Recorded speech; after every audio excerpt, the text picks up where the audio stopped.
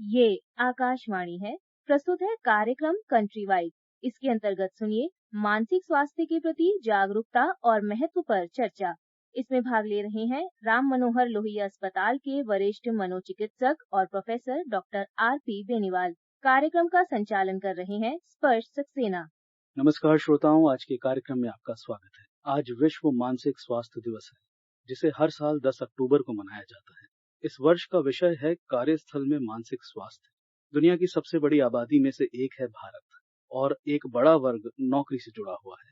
इसलिए सहायक वातावरण बनाना आवश्यक है जो मानसिक स्वास्थ्य को बढ़ावा दे। इस वर्ष भारत के आर्थिक सर्वेक्षण में भी निष्कर्षों, नीतिगत सिफारिशों और देश भर में मानसिक स्वास्थ्य देखभाल को सुधारने के लिए कई बातें शामिल थी। डॉक्टर बेनीवाल, आपका आकाशवाणी में बहुत बहुत स्वागत है। जी नमस्कार। डॉक्टर बेनीवाल, विश्व मानसिक स्वास्थ्य दिवस क्या महत्व रखता है और इस साल का विषय है कार्यस्थलों पर मानसिक स्वास्थ्य, तो इसको आप कैसे देखते हैं?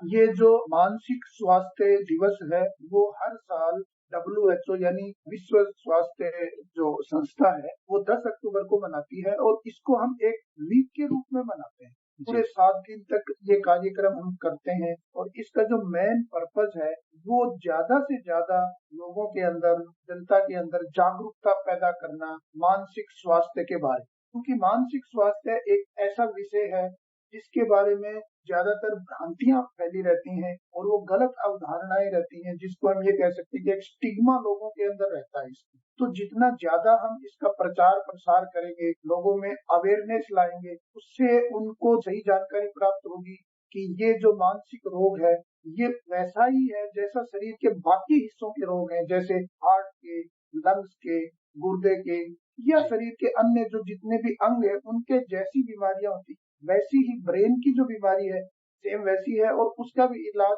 वैसे ही संभव है और इसका इलाज पूर्णतः संभव है। इसके विशेषज्ञ भी होते हैं। तो ये हमारा जो उद्देश्य रहता है कि हम मानसिक स्वास्थ्य सप्ताह मनाएं और मानसिक स्वास्थ्य दिवस मनाएं, जिससे कि ज्यादा से ज्यादा पब्लिक तक अपनी बात को पहुंचा पाए। डॉक्टर बेनीवाल, एक healthy work environment, positive work environment कितना जरूरी है किसी भी कर्मचारी के मानसिक स्वास्थ्य के लिए, और अगर एक जगह नेगेटिव वर्क एनवायरनमेंट मिलता है जहाँ पर, तो उसके साथ किस किस प्रकार के रिस्क जुड़े रहते हैं?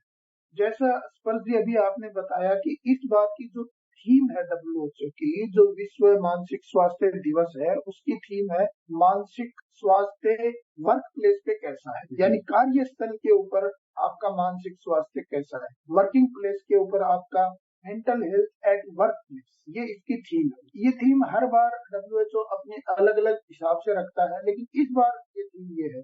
इसका उद्देश्य ये है कि हम जहाँ काम करते हैं या कोई भी व्यक्ति जहाँ काम करता है, चाहे वो गवर्नमेंट सेक्टर हो, चाहे प्राइवेट सेक्टर हो, चाहे ऑर्गेनाइज सेक्टर हो या अनऑर्गेनाइज सेक्टर हो, वहाँ पे उसका क्या इफेक्ट पड़ता है उसके मानसिक स्वास्थ्य पे, उसके वर्किंग एनवायरनमेंट का क्या फर्क पड़ता है, इसको हम इस बार फोकस में ला रहे हैं। तो जैसा कि अभी हम बात कर रहे हैं कि किसी भी व्यक्ति को अगर कोई एनवायरनमेंट जहाँ पे वो वर्क करता है, वहाँ का एनवायरनमेंट अगर उसका अच्छा होगा तो वो अच्छे से काम कर पाएगा, उसकी जो एफिशिएंसी है वो बहुत अच्छी होगी और वो अपनी जो परफॉर्मेंस है वो बेटर देगा।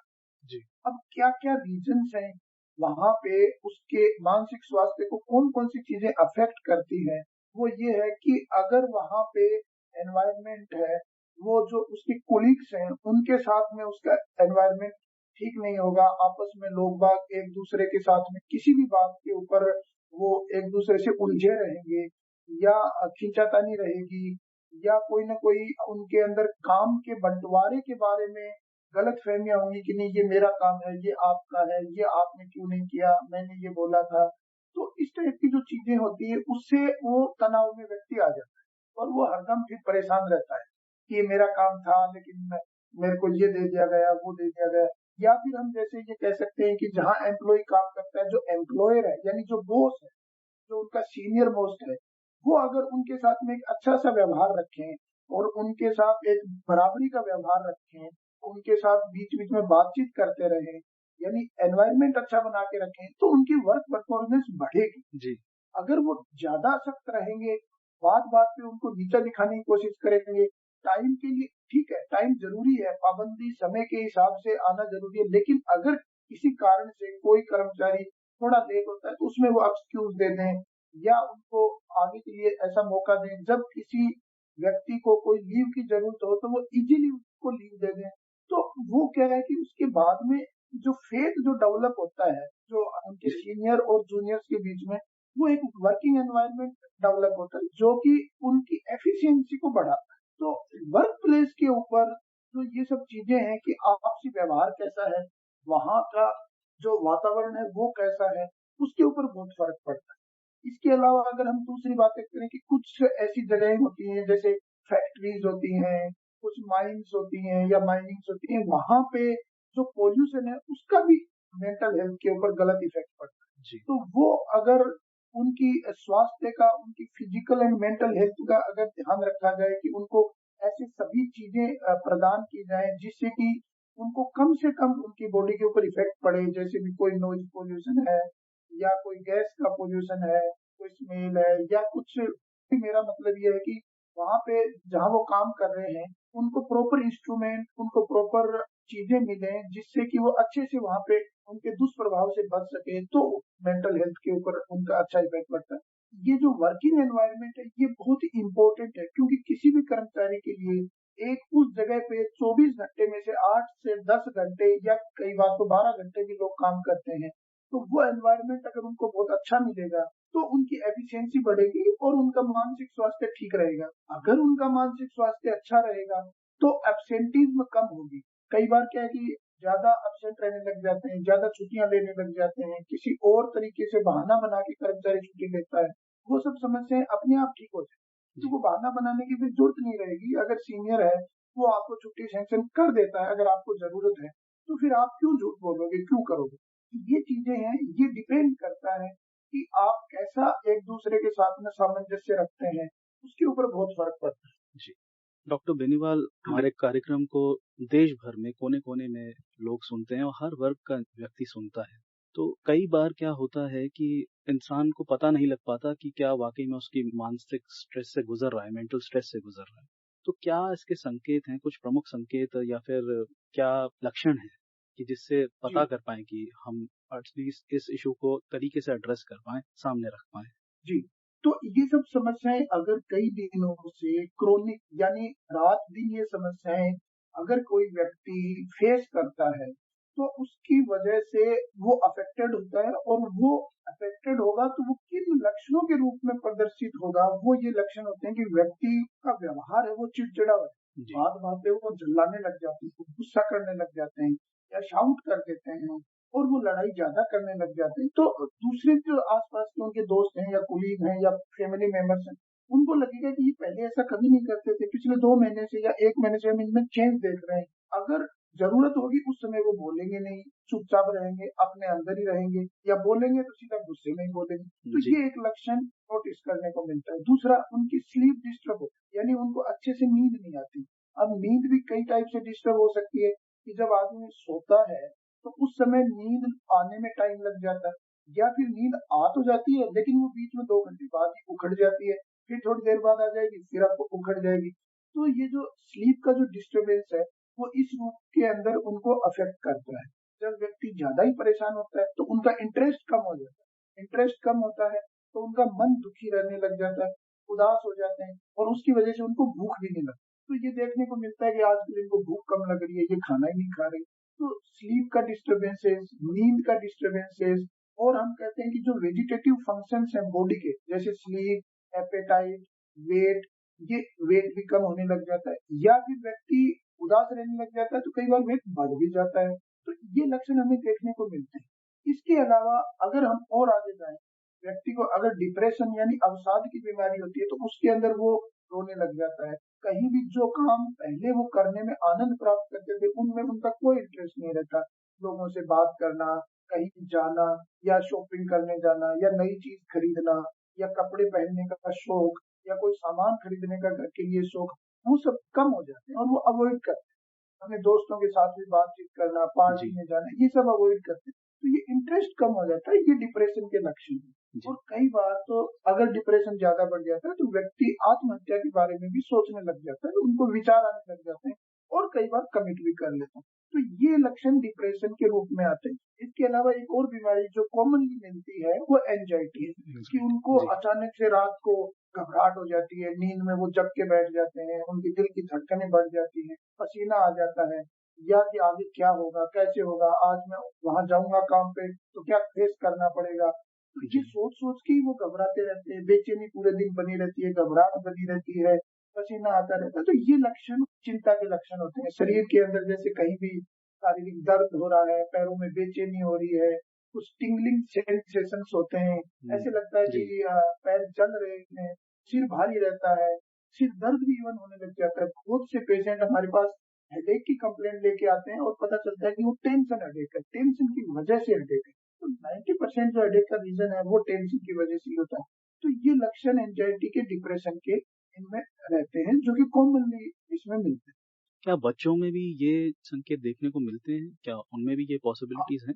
बच्चों के अंदर भी ये मिलते हैं। अगर हम बच्चों के वर्क एनवायरनमेंट की बात करेंगे तो बच्चों के लिए स्कूल एक वो वर्किंग एनवायरनमेंट के इक्वल हम मान सकते हैं। तो स्कूल में अगर माहौल अच्छा नहीं है या किसी टीचर से बच्चा डर रहा है या वहाँ पे उसके साथ बुलीज हो रही है, यानी जो साथ वाले बच्चे हैं वो उनको डराते हैं या उनको छेड़ते हैं या किसी बात पे चिढ़ाते हैं, मजे लेते हैं, तो बच्चा अवॉइड करने लग जाता है स्कूल जाना। और वो स्कूल जाना अवॉइड करेगा, उसका पढ़ाई में इंटरेस्ट कम होगा, घर पे भी वो बातचीत नहीं करेगा, चुप चुप रहने लगेगा, भूख भी कम हो जाएगी। और फिर देखने को मिलता है कि वो चिड़चिड़ा हो गया, गुस्सा कर रहा है, पेरेंट्स जब बात करते हैं तो वो झल्ला के बात करता है। तो बच्चों के अंदर इस टाइप के लक्षण मिलते हैं। और इसमें जो इरिटेबिलिटी जो मैं बोल रहा हूँ, ये कॉमन फर्स्ट सिम्टम होता है जिससे कि आप अंदाजा लगा सकते हैं कि बच्चा परेशान है। यानी बच्चों में जो डिप्रेशन के सिम्टम है वो ऐसे क्लियर कट नहीं आएंगे जो अडल्ट में है कि जैसे मेरा मन उदास है, मैं दुखी हूँ, रोने लग जाऊं। ऐसे ना आके बच्चे में चिड़चिड़ेपन के रूप में ज्यादा प्रदर्शित होता है। अगर बच्चा चिड़चिड़ा रहने लग गया तो हो सकता है कि ये उसको अवसाद या डिप्रेशन के रूप में आप सोच सकते हो, और आगे फिर उसके बाद में उनको मानसिक स्वास्थ्य विशेषज्ञ से कंसल्ट करके फिर आगे फर्दर डायग्नोसिस। डॉक्टर बेनीवाल, सरकार की तरफ से क्या क्या पहल रही इस चीज को एड्रेस करने में, इस चीज में और समर्थन दिखाने में? सरकार समय समय पे जैसा जैसा एक्सपीरियंस होता है, जरूरत होता है, उसके हिसाब से अमेंडमेंट करती रहती है। कुछ ऐसे रूल्स, कुछ ऐसे कानून सरकार बनाती रहती है जिसकी वजह से वर्क प्लेस के ऊपर व्यक्तियों को दिक्कत नहीं हो। जैसे सरकार कुछ छुट्टियां देती है कि आप कैजुअल लीव ले सकते हो, अचानक से कोई दिक्कत है, आप मेडिकल लीव ले सकते हो अगर आप बीमार हो, या आप अर्न लीव ले सकते हो आपको अगर लंबी छुट्टी। तो ये राइट्स वो देती है कर्मचारियों को कि आप ये छुट्टी लें और आप उस समय अपने आप को अच्छे से ठीक करें, एंजॉय करें, एंटरटेन करें, और अच्छे से आप काम पे रहेंगे तो बढ़िया रहेगा, आपकी एफिशिएंसी बढ़ेगी। आज टेलीमानस सेवा को शुरू हुए 2 वर्ष पूरे हो चुके हैं। विश्व मानसिक स्वास्थ्य दिवस के अवसर पर टेलीमानस एप्लीकेशन और वीडियो कॉल का उद्घाटन किया गया। टेलीमानस एक मानसिक स्वास्थ्य के लिए पहल है जो भारत में टेलीमेंटल हेल्थ सेवाएं प्रदान करती है। ये व्यक्तियों को प्रशिक्षित मानसिक स्वास्थ्य पेशेवरों से फोन या वीडियो कॉल के माध्यम से जोड़ती है, जिससे मनोवैज्ञानिक समर्थन तक पहुंच सुनिश्चित होती है। ये सेवा चिंता, अवसाद और तनाव जैसे विभिन्न मुद्दों को संबोधित करती है। ये सेवाएं 24 घंटे और 20 भाषाओं में उपलब्ध हैं। टोल फ्री नंबर्स हैं 14416 और 1800-891-4416। स्वास्थ्य और परिवार कल्याण मंत्रालय की अतिरिक्त सचिव और राष्ट्रीय स्वास्थ्य मिशन की प्रबंध निदेशक आराधना पटनायक ने इस अवसर पर क्या कहा, आइए सुनते हैं। अब वीडियो कॉल की व्यवस्था हो गई है। जब वो काउंसलर से कनेक्ट करेंगे और काउंसलर को अगर लगता है कि इनकी परेशानी काफी ज्यादा है तो वो जो स्पेशलिस्ट है साइकेट्रिस्ट से कनेक्ट करने से पहले कंसेंट लेंगे उस व्यक्ति की, और उसके बाद उनका वीडियो कॉल करके सीधे जो एक्सपर्ट्स हैं उनसे उनको कनेक्ट कराएंगे, ताकि वो उनकी स्थिति जानने के साथ साथ उनको देखकर समझ सकें कि उनकी मानसिक स्थिति कैसी है। तो श्रोताओं, अब वक्त है इस चर्चा को यहीं विराम देने का। डॉक्टर बेनीवाल, आपका आकाशवाणी के साथ बातचीत के लिए बहुत बहुत धन्यवाद। जी, शुक्रिया। अभी आप सुन रहे थे मानसिक स्वास्थ्य के प्रति जागरूकता और महत्व पर चर्चा। इसमें भाग ले रहे थे राम मनोहर लोहिया अस्पताल के वरिष्ठ मनोचिकित्सक और प्रोफेसर डॉक्टर आरपी बेनीवाल। कार्यक्रम का संचालन कर रहे थे स्पर्श सक्सेना। ये कार्यक्रम आकाशवाणी के समाचार सेवा प्रभाग द्वारा प्रस्तुत किया गया। इसे आप हमारे mobile app news on AIR और YouTube channel news on AIR official पर भी सुन सकते हैं।